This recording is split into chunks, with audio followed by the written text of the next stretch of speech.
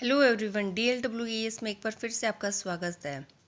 आज हम साइकोलॉजी का चैप्टर पढ़ेंगे वाइगोस्की। वाइगोस्की ने सोशल कल्चर डेवलपमेंट दिया है और वाइगोस्की जो थे ना एक रशियन साइकोलॉजिस्ट थे।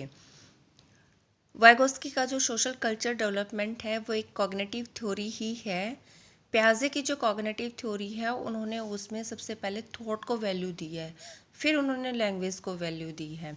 लेकिन वाइगोस्की ने थॉट और लैंग्वेज से दोनों को कहा है कि दोनों पैरेलल चलते हैं और 3 साल के बाद बच्चे में ये मर्ज हो जाते हैं। मतलब अलग अलग नहीं है, ये दोनों क्या होते हैं, स्टार्टिंग में साथ साथ चलते हैं और बाद में ये एक ही बन जाते हैं। वाइगोस्की ने एज को मैटर नहीं दिया है कि जैसे जैसे बच्चा बड़ा होएगा तभी उसका इंटेलेक्चुअल डेवलपमेंट होगी, तभी उसका कॉग्निटिव डेवलपमेंट होगा। इन्होंने एज को मैटर नहीं दिया है। इन्होंने कहा है कि बच्चा जितने ज़्यादा नॉलेज वाले पर्सन के साथ इंटरेक्ट करेगा उतना ही उसका डेवलपमेंट ज़्यादा होगा। इन्होंने कम्युनिटी को बहुत ज़्यादा इम्पॉर्टेंट रोल कहा है अपने बच्चे के डेवलपमेंट में, कि कम्युनिटी बहुत एक सेंट्रल रोल प्ले करती है बच्चे का कॉग्निटिव डेवलपमेंट में, इंटेलेक्चुअल डेवलपमेंट में। इस तरह से वाइगोस्की ने का जो कहा है वो यही कहा है कि बच्चे का इंटरेक्शन के थ्रू जो ना डेवलपमेंट होता है, न कि अपने आप। बच्चा जब पैदा होता है तब उसके पास नॉलेज होती है, बट जब वो इंटरेक्शन करता है तब उसकी नॉलेज ज़्यादा बढ़ती है। अब वाइगोस्की ने ये भी कहा है कि बच्चा जब खेल के मैदान में होता है तभी उसकी नॉलेज सबसे ज़्यादा बढ़ती है। अब वाइगोस्की ने जो लैंग्वेज के डेवलपमेंट में जो बताए हैं, पक्ष बताए हैं, वो 3 इंपॉर्टेंट बताए हैं। लैंग्वेज, जिसको उसने टूल का नाम दिया है, कल्चर और सोशल इंटरेक्शन।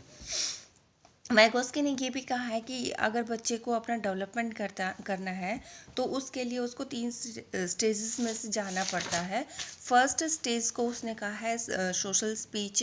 जब बच्चा छोटा होता है, 0 से 2 साल का होता है, तब वो क्या करता है कि पानी दे दो, कभी पानी मांगता है, कभी किसी और चीज़ की डिमांड करता है, दूध मांगता है।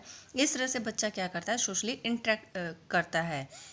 लेकिन जब जैसे बच्चा 2 साल से ऊपर का हो जाता है, 3 से 7 साल का होता है, तब वो प्राइवेट स्पीच होती है उसकी, मतलब ईगोसेंट्रिक स्पीच होती है। सोशल जो स्पीच होती है वो एक्सटर्नल कम्युनिकेशंस होती है उसकी, एक तरह से एक्सटर्नल स्पीच होती है। लेकिन ईगोसेंट्रिक जो स्पीच होती है वो उसकी प्राइवेट स्पीच होती है। इसमें बच्चा अपने आप को गाइड करता है, बोल बोल के अपने आप से ही बातें करता है। लेकिन सोशल स्पीच में वो क्या करता है, अपने आप के साथ साथ वो समाज के अन्य लोगों से भी वो कम्युनिकेशन करता है। और ईगोसेंट्रिक स्पीच में वो सिर्फ अपने आप से बात करके अपने आप को गाइड करता है। जैसे बच्चे किसी टॉयज़ के साथ खेलते हुए वो बातें भी करता रहता है कि इसके पीछे इसको लगा दो, इसके पीछे इसको जोड़ दो, ये ऐसे काम करेगी। तो इस तरह से ईगोसेंट्रिक स्पीच में क्या करता है, बच्चा अपने आप से ही बातें करता है। थर्ड जो स्टेज आती है, थर्ड जो फॉर्म आती है, वो है इनर स्पीच की। इनर स्पीच में बच्चा क्या होता है, आवाज़ नहीं करता है, वो बिल्कुल साइलेंट कम्युनिकेशन करता है अपने आप से ही। प्राइवेट स्पीच में तो वो बोलता है, लेकिन जो इनर स्पीच होती है, जो साइलेंट इनर स्पीच होती है, उसमें बच्चा अपने आप से मन ही मन में अंदर ही अंदर बात करता है, उसकी बातें किसी और को सुनाई नहीं देती हैं। इस तरह से जो वाइगोस्की है, उन्होंने अपनी जो लैंग्वेज को लर्न करने की, अपने बच्चे के इंटेलेक्चुअल डेवलपमेंट की, कॉग्निटिव डेवलपमेंट की जो स्टेजेस हैं वो 3 बताई हैं। प्याजे ने कॉग्निटिव डेवलपमेंट की 4 स्टेज बताई हैं, लेकिन वाइगोस्की ने जो बच्चे की डेवलपमेंट की, इंटेलेक्चुअल डेवलपमेंट की 3 ही स्टेज बताई हैं। अब बच्चे को कहा जाता है कि उसने कैसे सीखना है। बच्चा एक ऐसी जगह होती है जिसमें बच्चा अपने आप कर लेता है, लेकिन उसे यहाँ से लेकर यहाँ तक सीखने के लिए किसी न किसी की हेल्प लेनी होती है। वो किसकी हेल्प लेता है, मोर नॉलेजेबल पर्सन्स की यहाँ पर हेल्प लेता है। मोर नॉलेज अदर, MKO, जिसको नॉलेज होती है उस बच्चे से ज़्यादा, उसकी वो हेल्प लेता है। और जो हेल्प लेने की जो प्रोसेस होती है उसको क्या कहा जाता है, उसको स्कैफ फोल्डिंग कहा जाता है। जो हेल्प लेने की जो प्रोसेस होती है उसको क्या कहा जाता है, उसको स्कैफ फोल्डिंग कहा जाता है। स्कैफ फोल्डिंग के बारे में ब्रूनर ने बताया था सबसे पहले कि जो स्कैफ फोल्डिंग है वो क्या है, एक टेम्परेरी हेल्प है, परमानेंट हेल्प नहीं है, एक टेम्परेरी हेल्प है। सबसे पहले बच्चा क्या करता है, किसी से मदद लेता है, मदद ले स्कैफोल्डिंग में भी क्या होते हैं, लेवल्स होते हैं। सबसे पहले वो क्या करता है, मदद लेता है। स्कैफोल्डिंग में क्या करता है, सबसे पहले बच्चा किसी अन्य पर्सन से क्या करता है, जो जिसको उससे ज़्यादा नॉलेज होती है उसके क्या लेता है, वो मदद लेता है। फिर उस समस्या को समझता है, जो उसके पास प्रॉब्लम है उस प्रॉब्लम को वो समझ जाता है। उसे डिस्कस करने के बाद, अपने से ज़्यादा एक्सपर्ट पर्सन से बातें करने के बाद, फिर उसका समाधान करता है। अपने आप समाधान करता है, किसी और की सिर्फ वो मदद लेता है उस काम में, लेकिन समाधान वो खुद ही करता है। फिर इतना एक्सपर्ट बन जाता है कि वो दूसरों की भी मदद करने के लायक हो जाता है।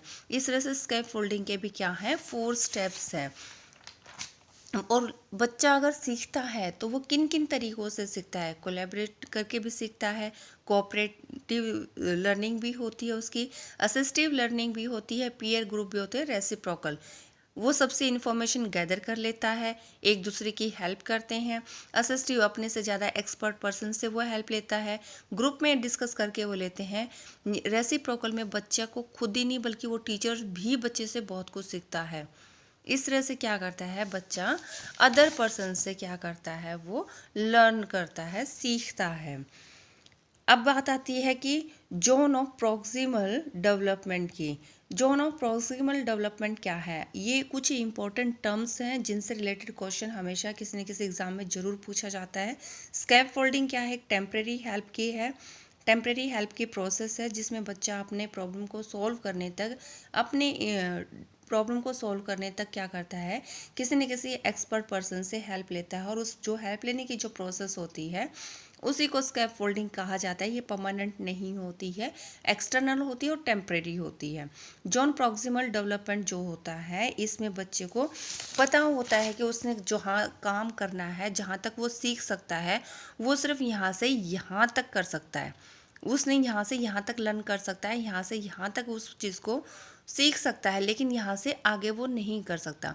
तो यहाँ से लेकर यहाँ तक की जो सीखने की प्रक्रिया है, यहाँ से यहाँ तक जाने की जो प्रक्रिया है, जिसमें वो अदर पर्सन, अदर एक्सपर्ट से भी हेल्प लेता है, जिस प्रक्रिया को हम स्कैप फोल्डिंग कहते हैं, वो सब कहाँ, यहाँ इस पॉइंट तक पहुँचने की क्रिया को क्या कहा जाता है, जोन ऑफ प्रॉक्सिमल डेवलपमेंट कहा जाता है। कि भी बच्चा सिर्फ यहीं तक सीख सकता है, यहाँ तक कर सकता है, इससे आगे तो वो किसी अदर पर्सन की हेल्प से भी काम नहीं कर सकता है, नहीं सीख सकता है।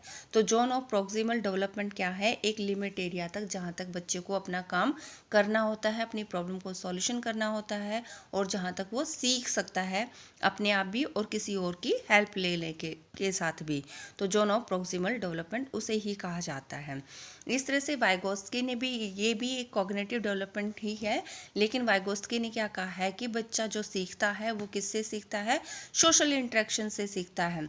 एज बाउंड नहीं है, जैसे कि प्यासे ने कहा है कि जैसे जैसे बच्चे की एज बढ़ती है बच्चा सीखता है, लेकिन इसमें एज को मैटर ही नहीं लिया गया है, एज को मायने नहीं दिए गए हैं, जितना कि सोशल इंटरेक्शन को कहा है कि बच्चा जितने इंटेलिजेंट पर्सन के साथ कम्युनिकेट करेगा उतना ही उसका डेवलपमेंट ज़्यादा होगा, और उसका डेवलपमेंट ग्रुप में इंटरेक्शन के साथ ही, सोशली इंटरेक्शन के साथ ही उसका डेवलपमेंट होगा।